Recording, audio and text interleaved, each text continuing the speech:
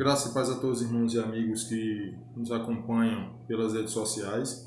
Meus irmãos, nós estamos aqui hoje para gravar mais um vídeo referente às lições da EBD, da Escola Bíblica Dominical, referente à revista Compromisso, essa revista que nós sempre, esse primeiro trimestre de 2020, nós estamos estudando, tá certo?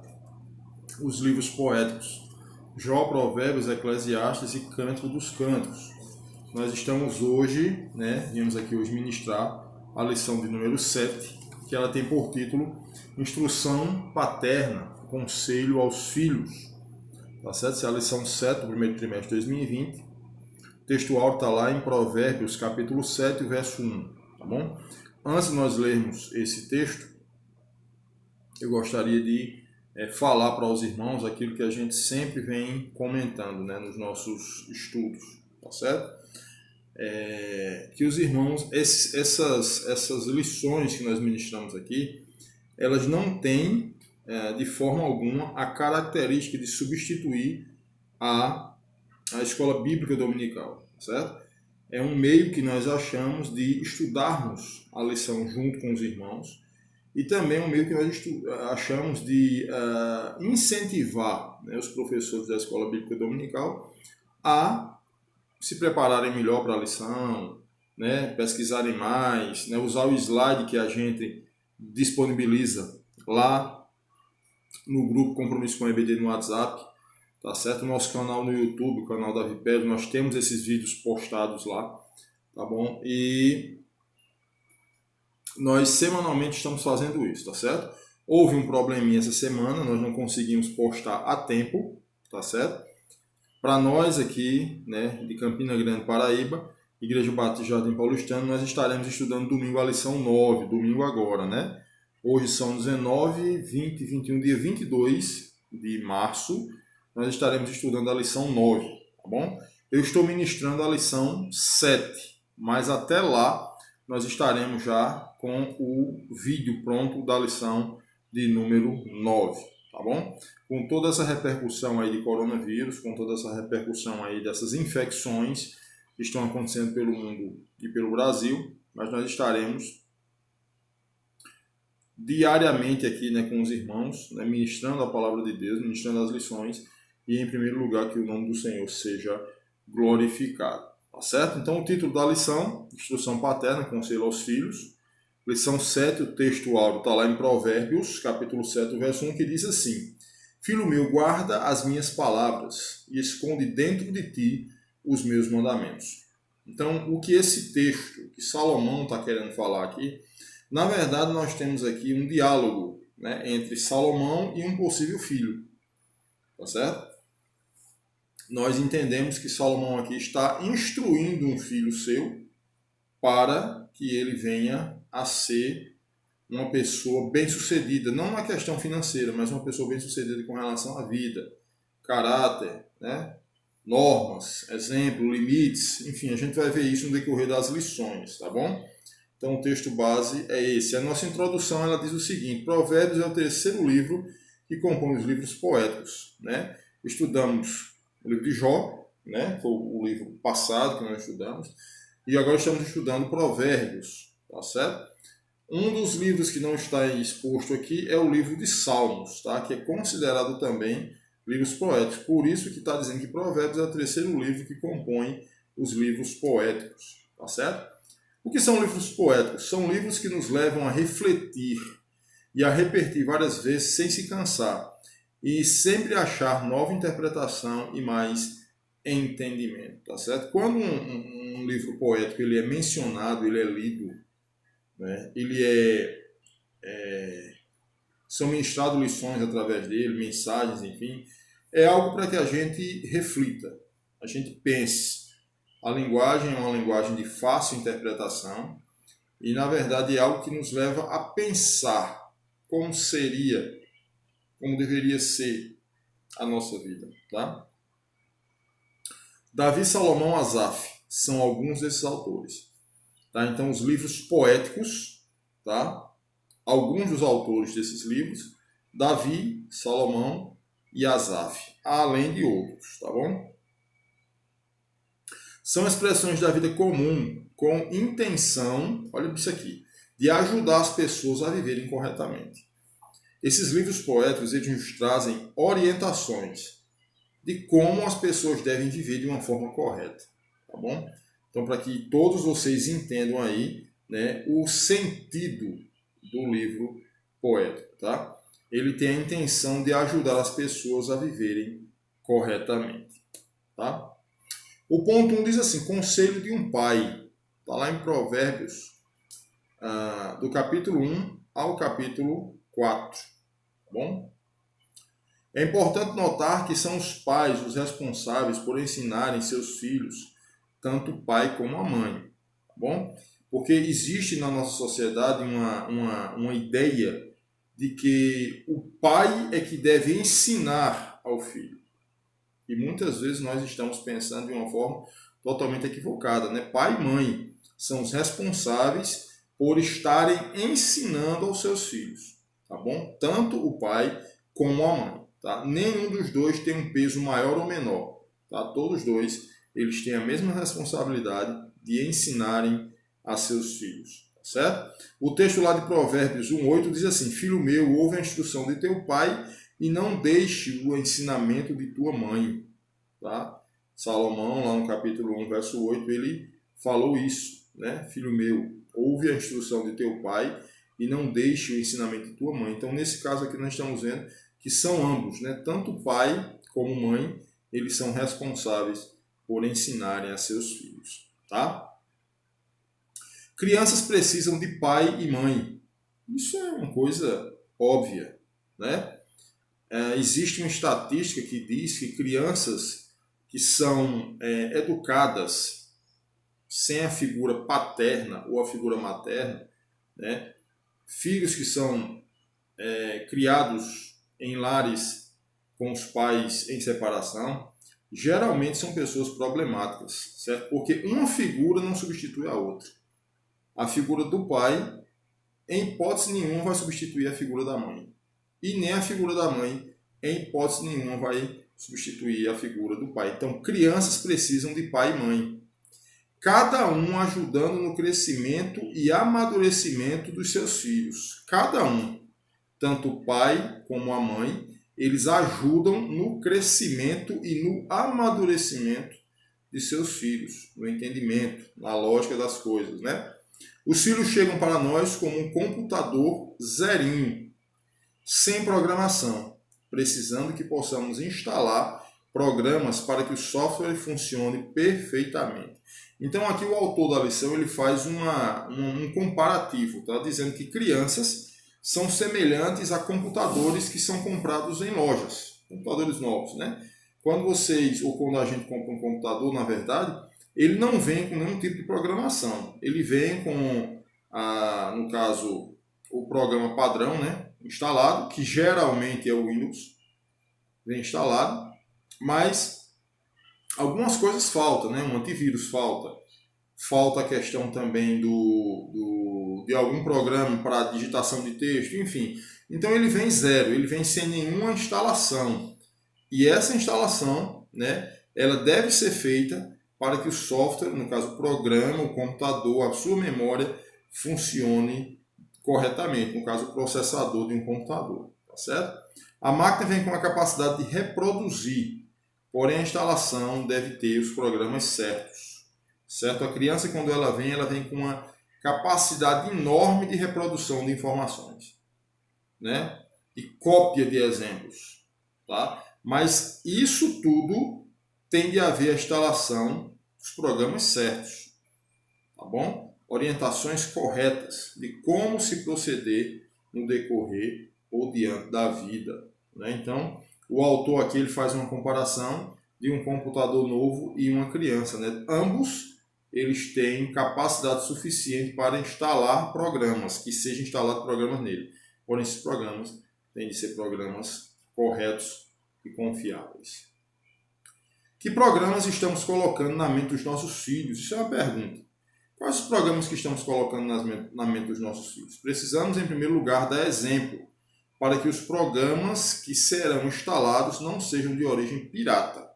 Os irmãos podem imaginar que existem programas que são instalados em máquinas, em computadores, e que esses programas eles são piratas, são de origem falsa, são cópias, né? E geralmente esses programas de origem pirata, eles são em sua grande maioria, são vírus que danificam o computador, tá certo?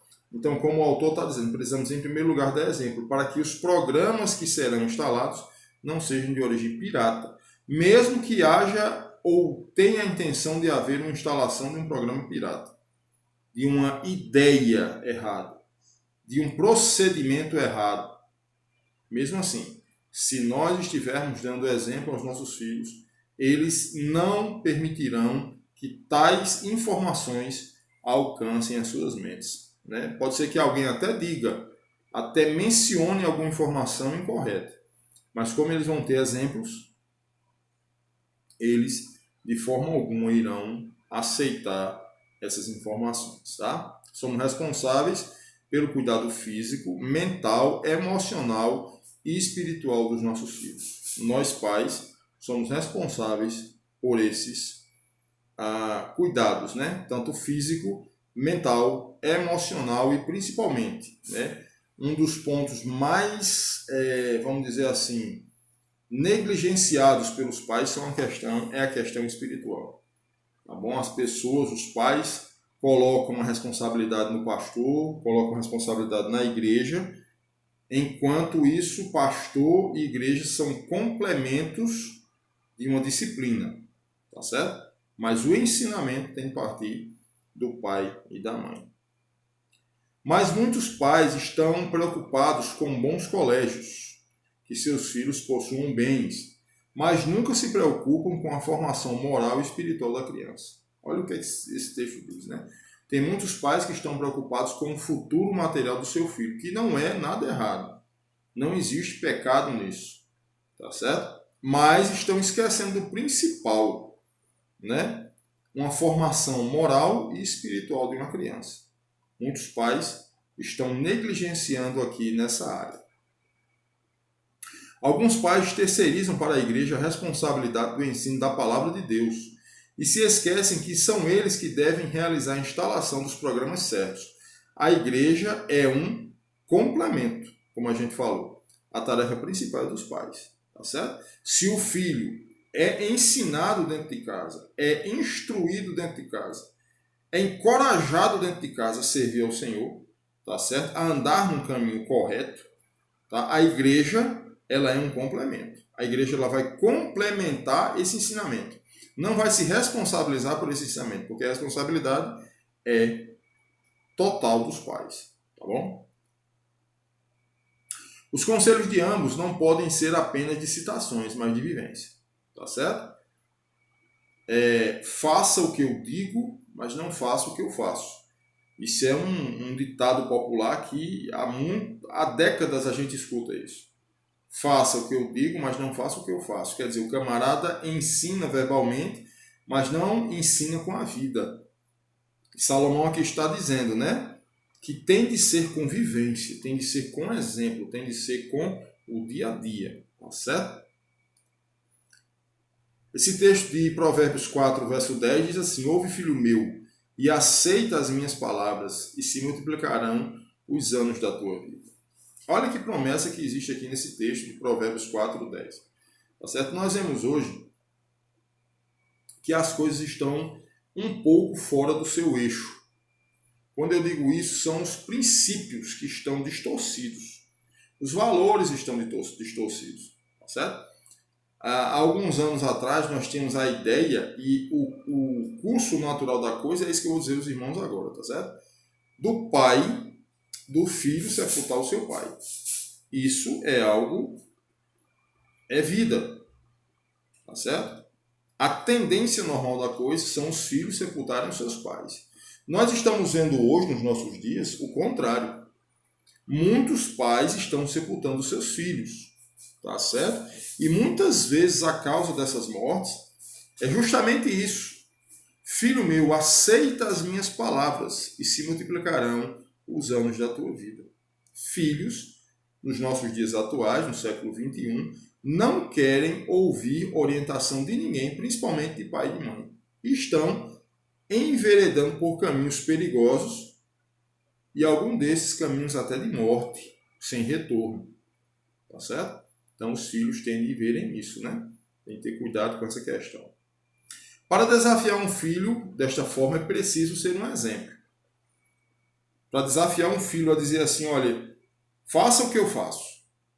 Você tem que ser exemplo. Num mundo corrompido como esse que nós vivemos, né?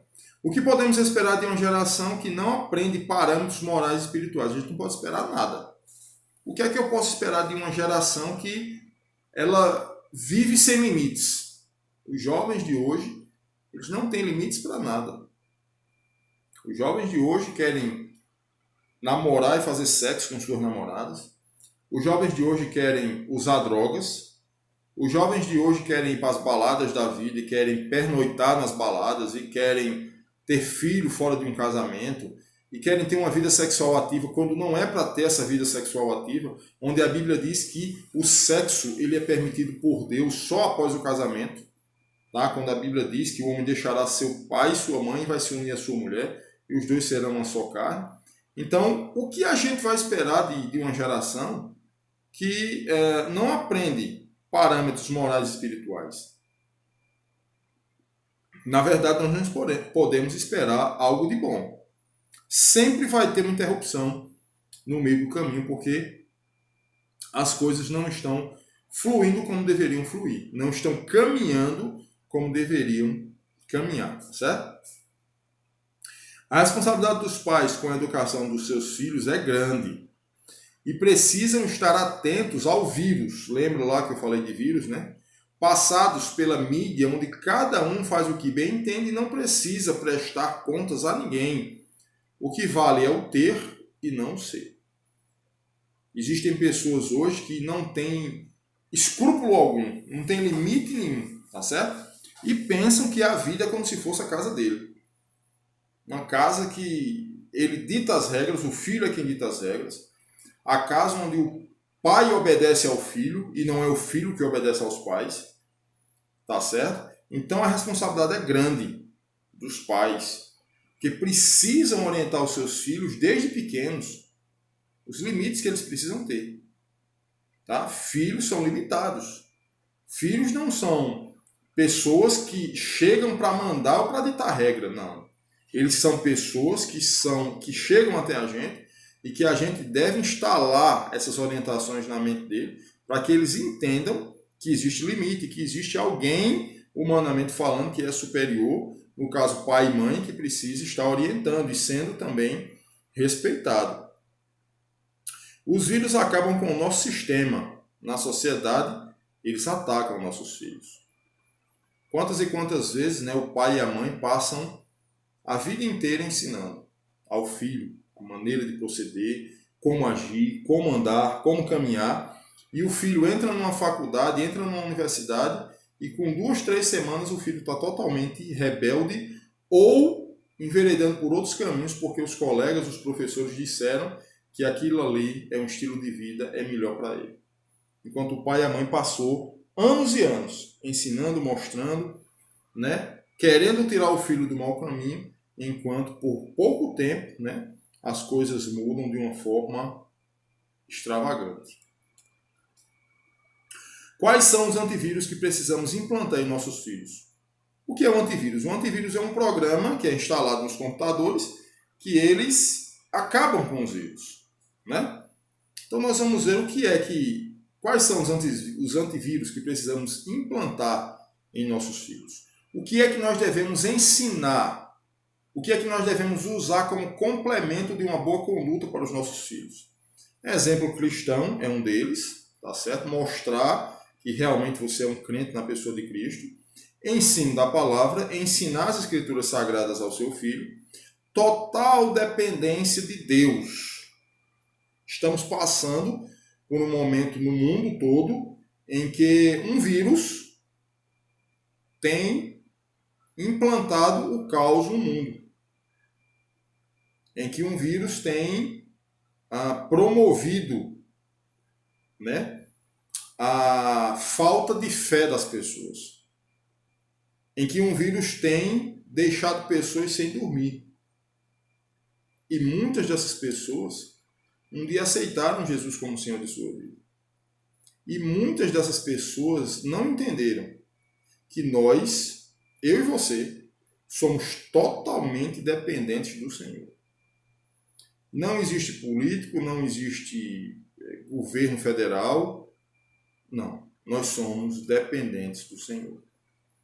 Então, se nós estamos debaixo da potente mão de Deus, como lá em 1 Pedro, capítulo 5, o verso 6 e 7 diz, né? Humilhai-vos, portanto, debaixo da potente mão de Deus, para que a seu tempo ele vos exalte, lançando sobre ele toda a vossa ansiedade, porque ele tem cuidado de vós. Tá? Então, dependência total de Deus. Então, os 3 exemplos aqui de antivírus que nós devemos implantar na mente dos nossos filhos é o exemplo cristão, o ensino da palavra e total dependência de Deus, tá certo?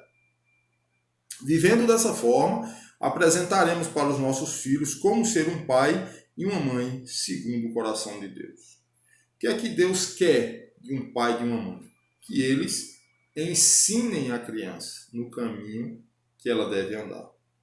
E, para que a gente possa entender esse texto, o texto propriamente dito, ele não está falando de algo espiritual, está falando da vida cotidiana. Ensinar a criança no caminho que deve andar.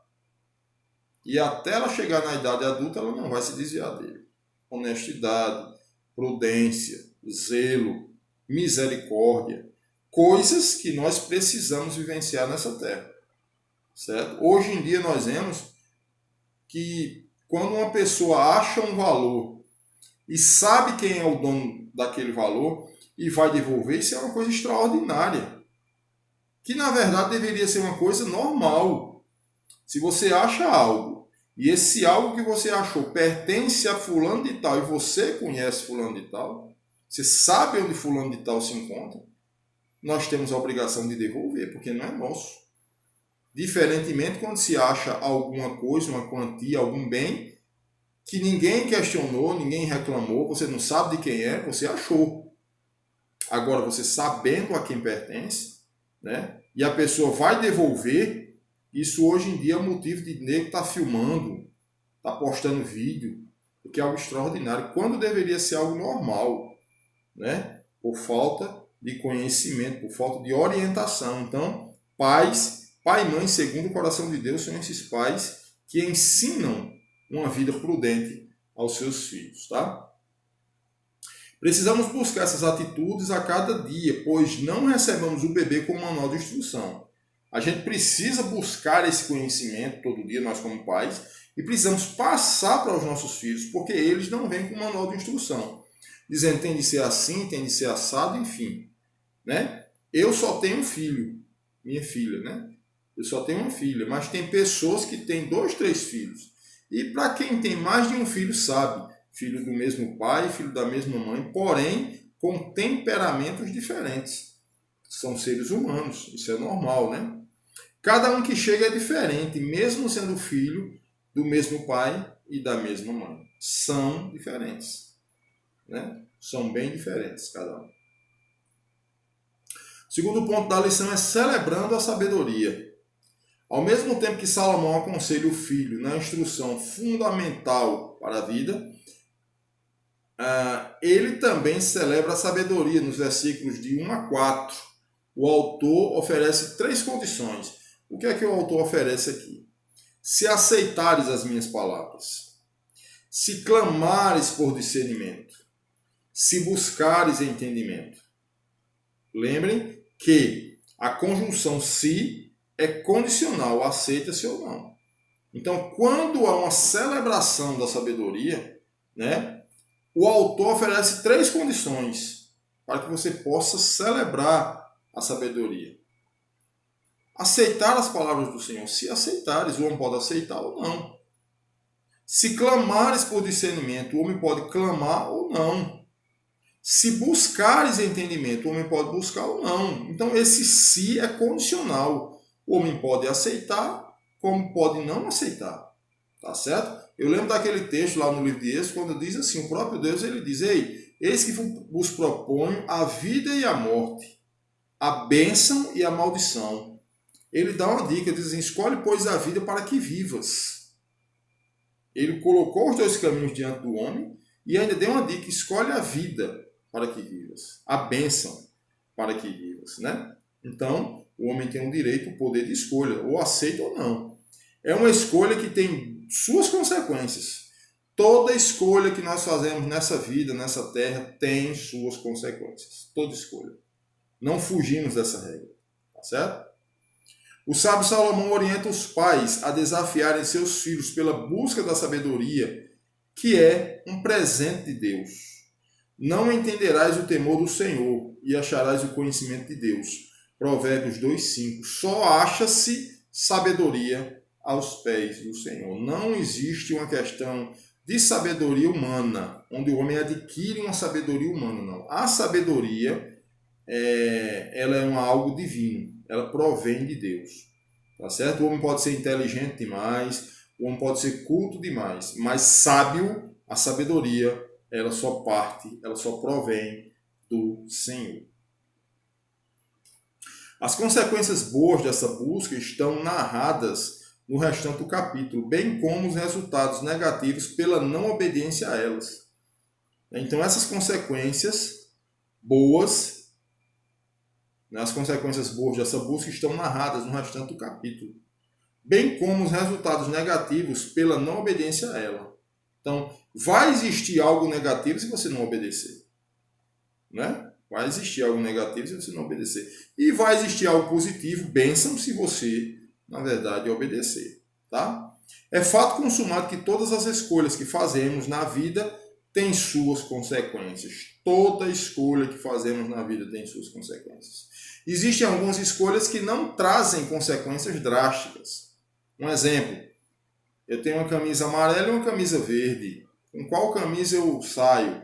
Qual camisa eu visto? Isso é uma escolha que você vai fazer que ela pode não trazer nenhum tipo de consequência para você.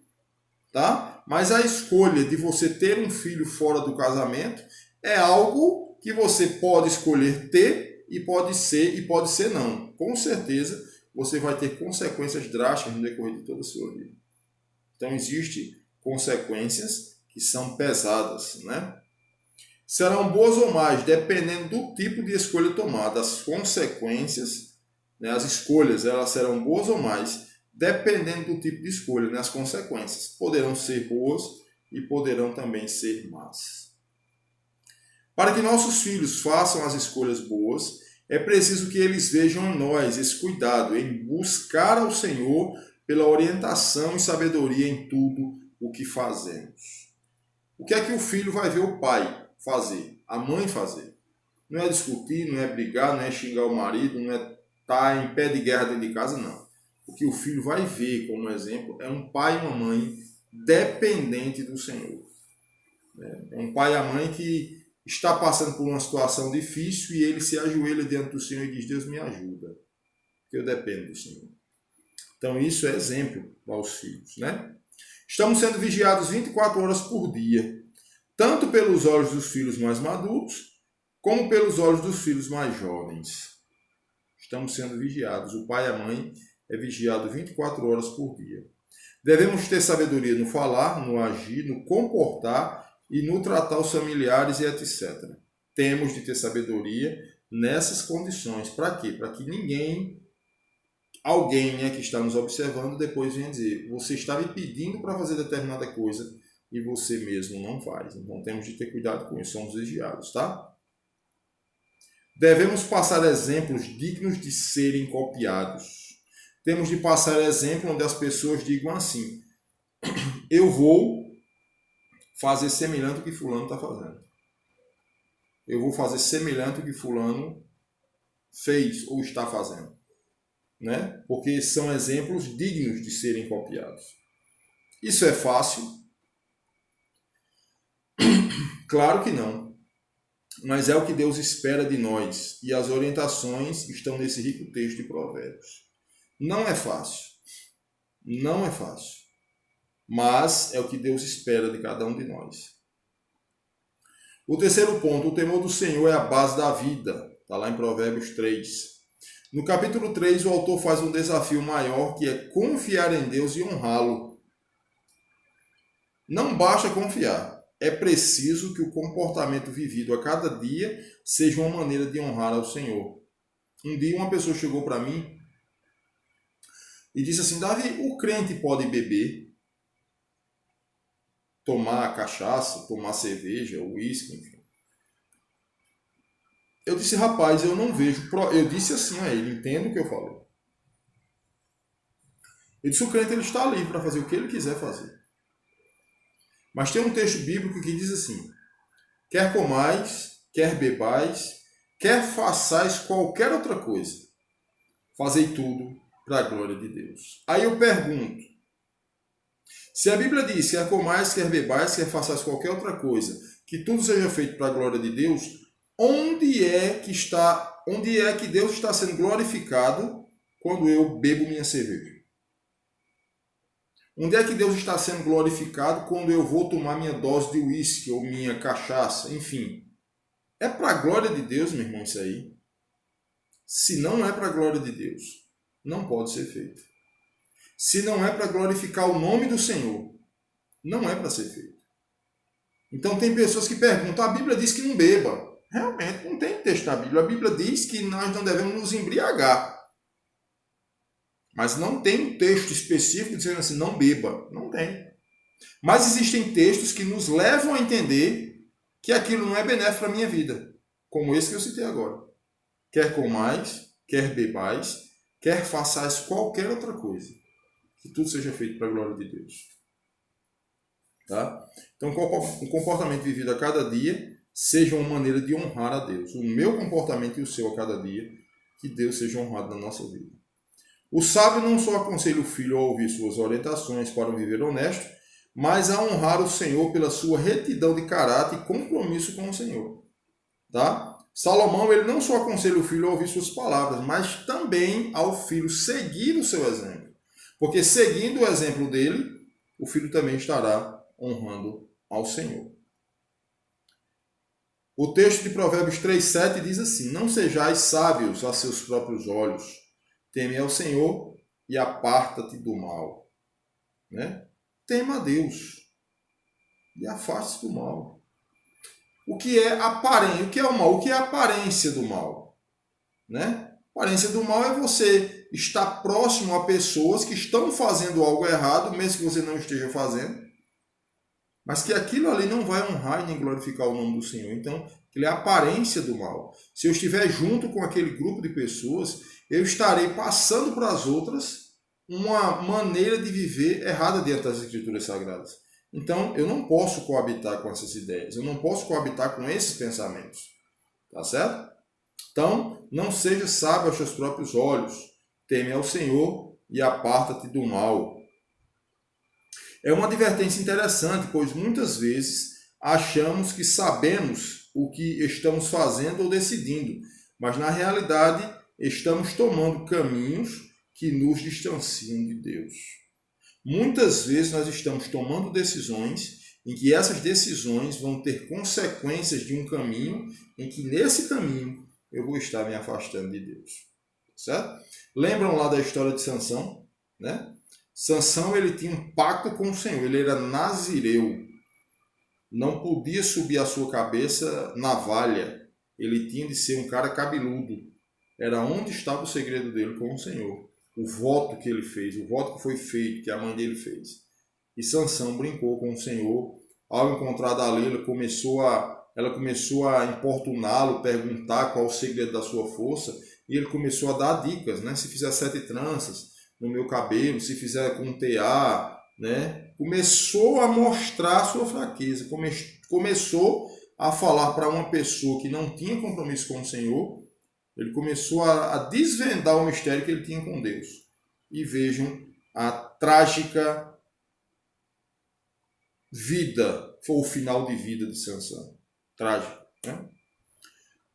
Quando temos o Senhor, ele ajuda a nos afastar de decisões que nos podem desabar. Quando temos ao Senhor, ele vai nos ajudar a nos afastarmos de decisões que podem acabar com a nossa vida.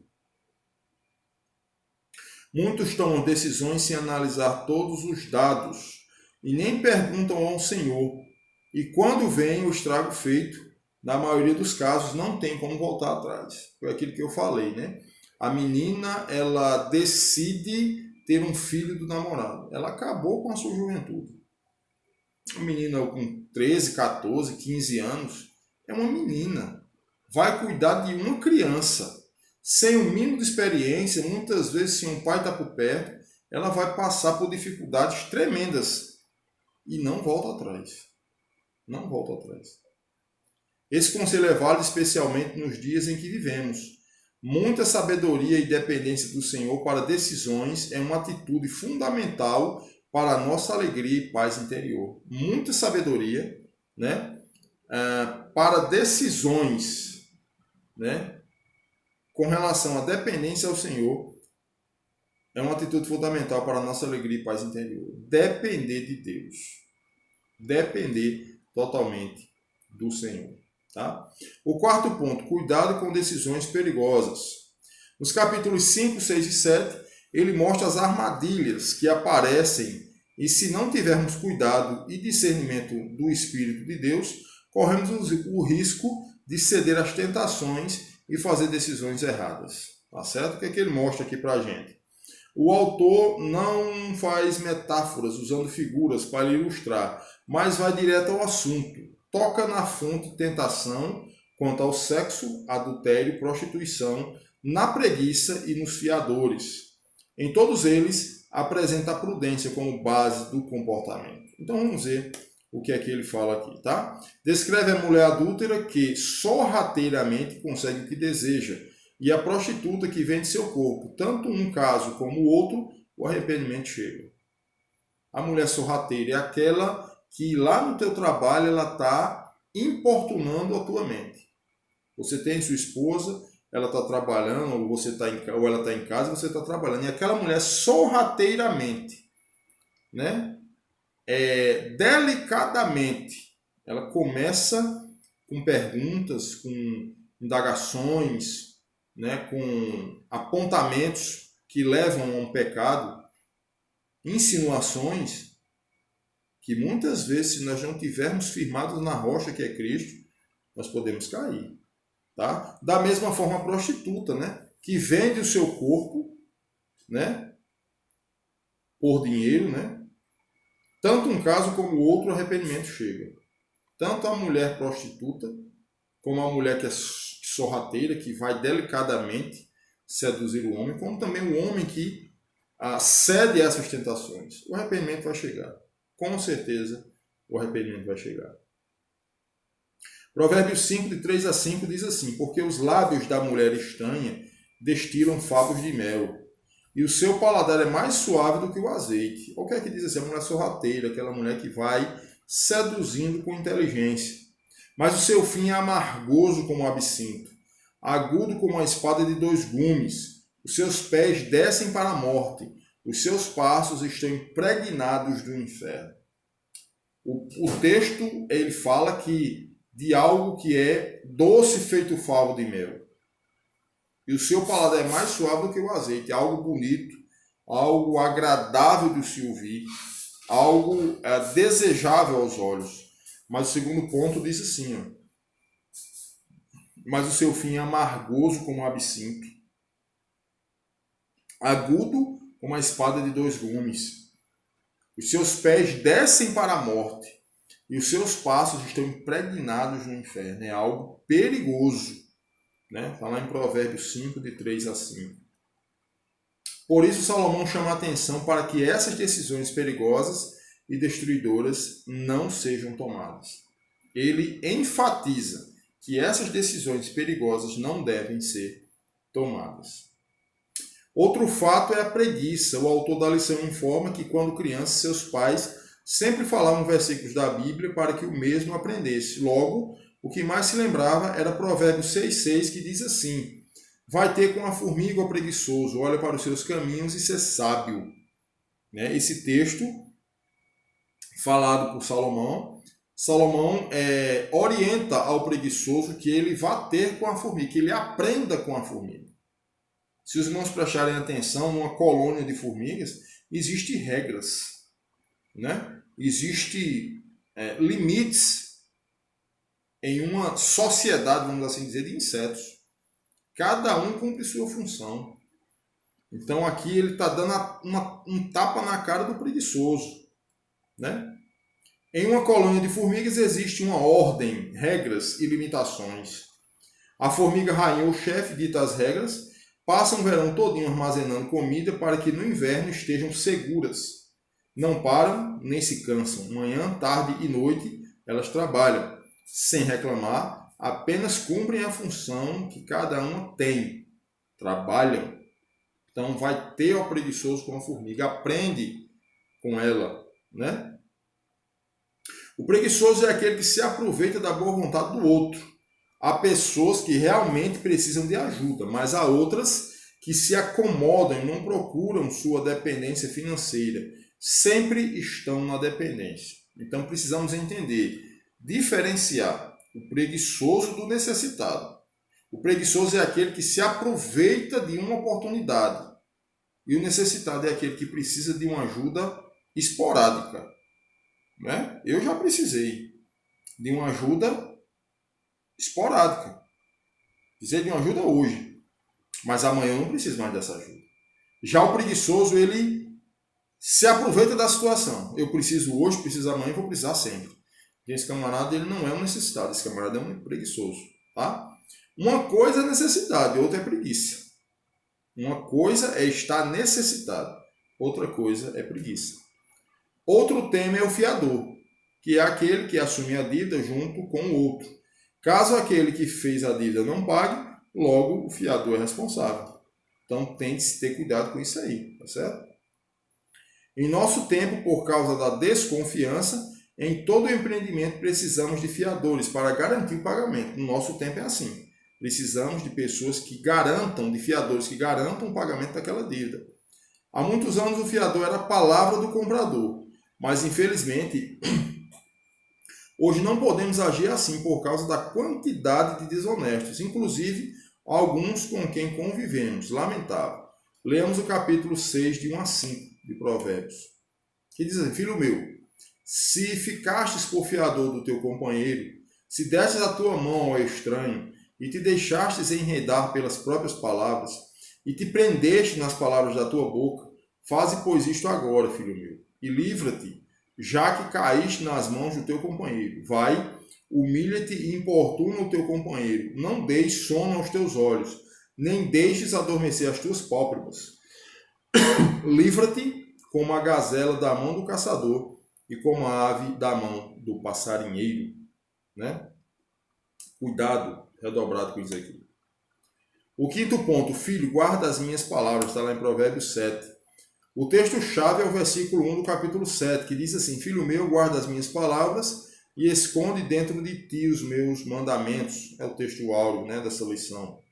Salomão pede a seu filho carinhosamente para guardar as suas palavras que estão sendo ditas. Além disso, conservar. Conservar é manter em bom estado, manter em lugar seguro. Conserve a calma. Resistir ao desgaste causado pelo tempo, pela idade. Conservar velhos amigos.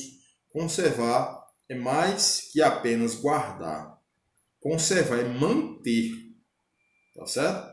Muitas vezes as pessoas dizem: eita, fulano abriu uma igreja. O abrir a igreja não é difícil. O abrir o templo não é difícil. Difícil é manter aquilo ali. Tá certo? Precisamos entender essa questão. A nossa conclusão. Leia com calma estes primeiros capítulos de Provérbios e analise cada sugestão para saber como você está agindo. Tem feito decisões com sabedoria? Consulta ao Senhor para saber como é e quando fazê-las?